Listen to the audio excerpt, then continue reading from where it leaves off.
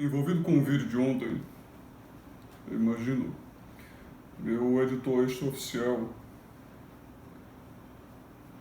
pediu uma expansão sobre esse tema da quarentena do lockdown, né? Em ética. Ele me apresentou aqui alguns cenários para analisar. Alguns cenários a serem observados filosoficamente. Então, o primeiro basta uma pessoa sair do carro, não passar o álcool em gel na beirada de fora do botão do elevador e todo mundo morre. O que é que deve ser feito? Esse cenário aqui, ele é uma variante de um paradoxo por perfeição.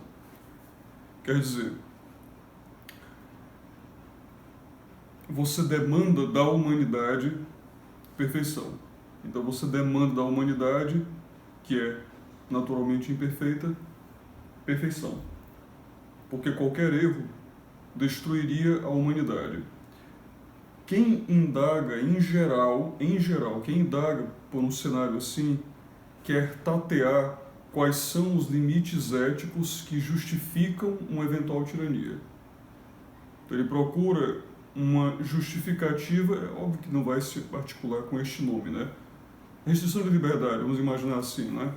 Uma restrição, qual é o arrazoamento que permite impor alguma restrição de liberdade logicamente? O que viabilizaria? Nesse contexto, a humanidade, ela, se para a resolução do problema fosse escravizada à condição mais próxima, né, de restrição à liberdade, que evitasse qualquer erro cometido, então ela seria desumanizada. O paradoxo existe por isso, porque se para a preservação da humanidade você deve eximir a qualquer custo qualquer erro, você obviamente não encontra viabilidade de sucesso, porque você é humano, então você é sempre sujeito a erro, porque a imperfeição lhe é natural. Então é impossível você demandar da humanidade não ser humanidade. É um conflito lógico. Então a humanidade, nesse cenário, em que qualquer erro pulverizaria toda a humanidade, obviamente a humanidade já está perdida. Então esse cenário extremo ele é muito tranquilo de se resolver. Inevitavelmente, nesse cenário em que qualquer erro cometido por qualquer humano eliminaria a humanidade já está eliminada. É impossível preservar a humanidade se a preservação da humanidade depende da humanidade não ser humana. Isso é um conflito lógico. No cenário 2, ele me perguntou o seguinte. No cenário 2, você não tem noção de qual é a ameaça. Você não tem noção de qual é a ameaça. Digamos, a ameaça nesse caso, a ameaça não é hiperbólica, entenderam? Se a ameaça é máxima, é hiperbólica, você incorre no cenário 1, ok? A ameaça é hiperbólica, ela é extrema, ela é extremada. Então, a expectativa do questionador é que meios extremos seriam então justificados, não é? Eu lidei primeiro com o cenário 1, provando que existe um conflito lógico ali. No caso 2, em que a ameaça é desconhecida, a primeira questão que de fato está por trás do questionamento é: a minha ignorância, a ignorância do sujeito, pode ser utilizada como razão ética à restrição da liberdade alheia? A resposta é simples, óbvia, não. A estupidez ela é um demérito. Se você é um estúpido, isso é um demérito seu, isso é um problema seu. Se você é um ignorante, se é um estúpido, isso é um problema seu. Jamais um demérito ele é causa de violência contra o mérito, eticamente. Isso não existe em ética. Não existe arrazoamento ético para violência por demérito ao mérito. Isso não existe. Então, jamais um demérito é causa de violência contra um mérito. eticamente. A liberdade é um mérito, a violência é restrição sem mérito, ou seja, restrição injusta, porque justiça é mérito devido e injustiça é mérito indevido, ou demérito indevido. Isso envolve, portanto, violência, porque a estupidez do indivíduo, que é um demérito, é utilizada como pretexto para a violência, a restrição injusta a um mérito, a liberdade do outro. Ok? Então, uma interpelação que ele me fez, mas as pessoas são burras e fracas. A consideração aplicável no caso, né? A fraqueza de um vulnerável, né, faz vulnerabilidade. No caso de um justo, é demanda de caridade, ou seja, o sujeito que é fraco e justo, né, ou os fracos e bons, caso você queira usar outra palavra, né? Os fracos e bons demandam dos fortes e justos caridade. A demanda que existe aí é de caridade, não de violência. Estupidez, seriam os burros, né? Estupidez nos justos, o sujeito que é estúpido, mas justo. Os bons e estúpidos. Os bons e estúpidos, eles demandam a educação dos sábios. Então, fraqueza ou estupidez nunca é demanda de restrição à liberdade a partir de sábios e fortes. Um sábio e forte, quando justo, jamais olha para um fraco, para um estúpido bom e pensa, que excelente demanda de restrição à liberdade desse... Não, isso não existe. Nenhum lastro ético viabiliza isso aqui. Caridade e educação. Daí ele me perguntou se ignorância e estupidez são o mesmo conceito. São. É limite de percepção lógica. Ambos são limite de percepção lógica. Sabedoria e onisciência, domínio lógico perceptivo perfeito. Ignorância máxima é a ausência perfeita disso. Para usar como referência, vocês podem pensar assim em Kant, defeitos hiperbólicos de intuição. É algo nesse sentido. Kant seria ainda mais agravado, porque isso destruiria toda a estrutura. Mais agravado se você observar pelo ângulo de que isso devasta toda a estrutura do conhecimento. O conhecimento se dá a partir da experiência. Mas esse é outro debate. Daí me fez uma outra questão, né? Os respiradores, vamos imaginar assim, pensando na tal da pandemia, né? Os respiradores, mas vamos ampliar isso aí, né? Os meios empíricos para a resolução da ameaça são limitados. Os meios empíricos para a resolução da ameaça são limitados. Mas o número de respiradores é limitado, os elementos e tal para a resolução do problema, né? Do problema são limitados. Então, vamos reorganizar essa questão. Os limites da realidade para a resolução da ameaça seriam razão ética para bloquear a vontade alheia, ou seja, para escravizar por força? Os limites da realidade justificam, neste contexto, diante da ameaça, escravizar por força? Óbvio que não. Os limites da realidade são conceito de possibilidade, derivam do conceito de possibilidade. O conceito de possibilidade é alicerce lógico do conceito de poder. A limitação de recursos na realidade, quaisquer limitação. A limitação, você pode imaginar qualquer cenário, isso não interessa. Isso aqui é argumento filosófico, geral, ético. Não interessa. Isso responde ao caso dos respiradores? Responde. Todos esses casos. Qualquer limite empírico nesse contexto da realidade. A limitação de recursos na realidade tem como consequência conflito e competição. Limitação de recursos na realidade tem como consequência conflito e competição. A operação lógica é derivada de poder. O vitorioso é detentor do recurso, ganhou o recurso, ok? Conflito e competição. O derrotado é preterido do recurso. O vitorioso, ele não é justo por derrotar. E o derrotado não é injusto necessariamente por perder.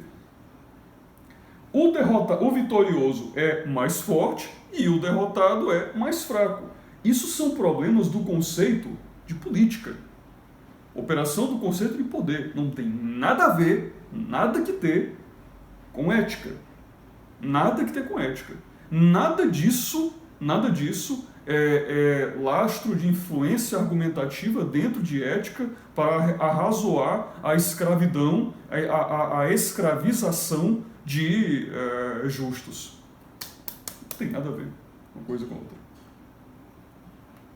Daí ele me pediu para lidar com um cenário intermediário, né?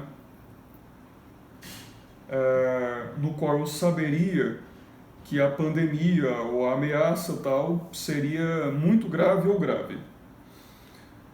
Aqui ele está querendo tentar observar se o calibre da minha resposta é influenciável pela variação de gravidade da ameaça.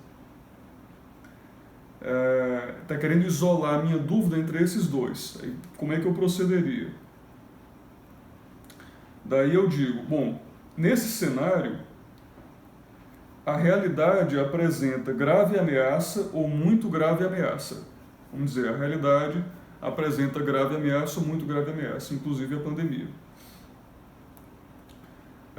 Ameaça é expectativa de dano, só para organizar o conceito. Né? Expectativa de dano. Então, regra geral, os fortes e justos prestam caridade a fracos e justos. Os sábios provêem educação aos estúpidos e justos. E os heróis, que o heroísmo é um conceito derivado da estética, né, desafiam o impossível. Então pronto, a gente organizou em geral todos os conceitos que a gente vai utilizar para operar a reflexão. Caridade é fortalecer. Forte é quem tem poder. Quem não é livre não pode, escravos são fracos. Certo? Escravos são fracos. Não é responsabilidade de fracos a resolução de grave ameaça. Ela é responsabilidade de fortes. Você não pode cobrar do fraco, não é responsabilidade do fraco conflitar com a grave ameaça. Não é responsabilidade do fraco. O fraco que eventualmente o fizesse estaria lidando com o conceito de heroísmo. Quer dizer, ele está lidando com o que é impossível para ele. Ele está expandindo o conflito da sua própria expectativa. Certo? A gente poder organizar aqui a reflexão. Prover caridade é fortalecer. Fortes e justos provêem caridade a fracos e justos. Ok? Não é ético de fortes e justos escravizar fracos à resolução de grave ameaça. Não é ético de fortes e justos escravizar fracos à resolução de grave ameaça. Diante da grave ameaça, o forte e justo provê caridade. Ele não escraviza o fraco e justo. Escravizar não é prover caridade. Escravizar é enfraquecer. Liberdade é poder. Escravizar é enfraquecer. Escravos são fracos. Escravizar é enfraquecer.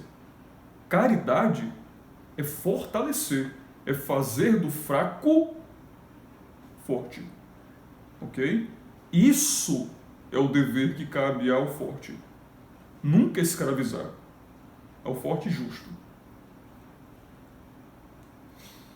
Fortes e injustos, é outra história. Fortes e injustos, aí sim. Aí sim, o forte e injusto, ele vai escravizar o fraco, conforme a sua conveniência. Porque ele é injusto. Ele tem esse recurso à sua disposição. Mas o forte e justo jamais restringe a liberdade ali. Não existe esse caso. Em nenhum cenário, um forte e justo presta senão caridade em dever de responsabilidade responsabilidade ética ante o fraco e justo. Não existe exceção. Mas, Carlos, qual que é a exceção? Eu estou procurando visceralmente uma maneira de escravizar a população inteira para implementar um controle com base no isolamento e vamos vencer essa pandemia. Não, isso é território do injusto. O tirano tem imensa facilidade para lidar com isso, porque ele se sente à vontade para restringir a liberdade alheia conforme sua conveniência, escravizar conforme sua conveniência, mas isso não é prover caridade. Prover caridade é muito díspare, né, suficiente para se dizer antagônico, né? Que é fortalecer. Escravizar é enfraquecer, certo? Simples, né? Não é difícil. Não é difícil. Então, conclusão. Fortes, sábios e justos, diante de grave ameaça, provém caridade e educação. Nunca escravidão. Simples. Daí me pergunta, mas é justo que aqueles que têm menos poder não sejam privilegiados? E as consequências disso são assuntos completamente diversos. Não tem uma coisa que tem com a outra. Todo privilégio corresponde...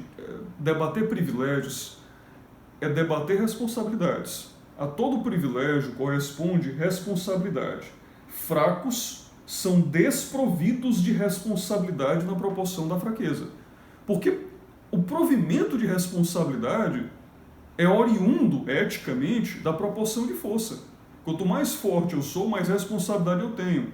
Então, por exemplo, a responsabilidade divina, ela é a máxima, porque o conceito de Deus, né, é onipotente, não é onipotência? Então, a onipotência corresponde à máxima responsabilidade, certo? Quanto mais poder eu tenho, mais responsável eu sou. Então, a proporção da responsabilidade é organizada com base na força, na proporção do poder.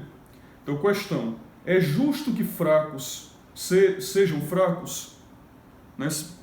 Se a pergunta me é feita, é justo que fracos sejam fracos? Bom, a resposta é, justiça é mérito devido. Sabedoria é uma percepção excelente. Né? Por exemplo, a sabedoria divina é perfeita, porque ela é onisciente. Então, sabedoria é excelência perceptiva. É justo e sábio fracos serem percebidos como fracos? É justo e sábio que fracos sejam percebidos como fracos e que fortes sejam percebidos como fortes. Seria como que cobrar de um sábio perceber o contrário. Não, um sábio percebe que alguém fraco é fraco. Um sábio percebe que alguém forte é forte. Percepção excelente é a percepção da verdade, não da mentira. Isso é muito claro, muito lúcido, né? Verdade, o melhor argumento, novamente. Mas isso não significa que a fonte da fraqueza seja justa. Isso é um debate diferente. É um debate diferente. O sujeito era forte, sofreu um acidente, ficou fraco. É justo que ele tenha ficado fraco? Não. Justiça é debate de mérito. Debate de mérito. Isso não tem nada, uma coisa não tem necessariamente relação com a outra. É justo que hoje, o fraco hoje, o fraco que hoje é fraco, seja fraco? Esse é um debate diferente de é justo que se cobre do sábio perceber que o fraco é fraco. Isso é um debate diferente. A percepção da verdade é como se eu estivesse culpando o sábio. É como se eu estivesse culpando o sábio que percebe a verdade pela verdade ser a verdade. São coisas diferentes, cavaleiro. Né? São coisas diferentes. Vamos refletir. Vamos operar da seguinte sorte. O sábio apresenta o melhor argumento.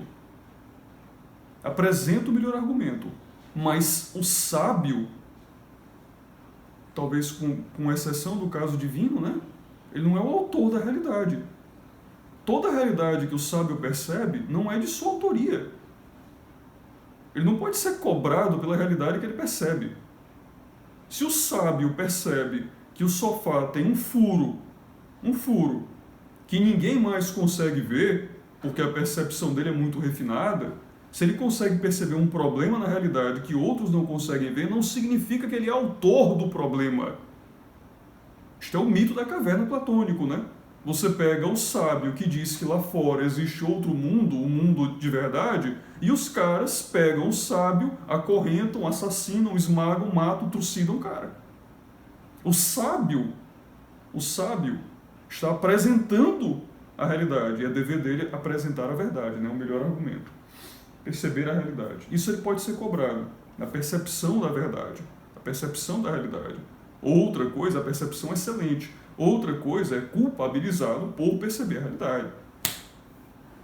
Seria como merituar, dar mérito à estupidez.